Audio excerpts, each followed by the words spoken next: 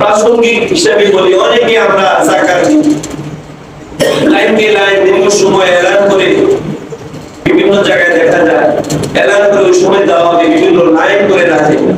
তারপরে কি করে সবচেয়ে নিম্ন মানের যে কাপড়টা, যে লুঙ্গিটা বেচারা এক মাসও করতে পারে, এরকম ধরনের 150-200 টাকা দামের কাপড় এনে লুঙ্গি এনে তারপরে লাইন ধরে এটাকে দেওয়া হয়। বিভিন্ন সময় দেখা গেছে যে এই যাকাতের কাপড় এবং লুঙ্গি নিতে গিয়ে মানুষ পিষ্ট হয়েছে, মারাও গিয়েছে।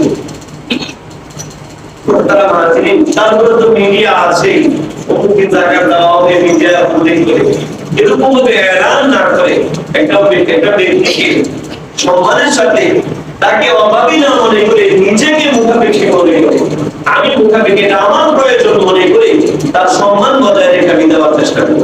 সে গরিব হতে পারে, মিসকিন হতে পারে, কিন্তু সে আল্লাহর মেহমান। আল্লাহ রাব্বুল আলামিন তাকে গরিব বানিয়েছেন পছন্দ করে।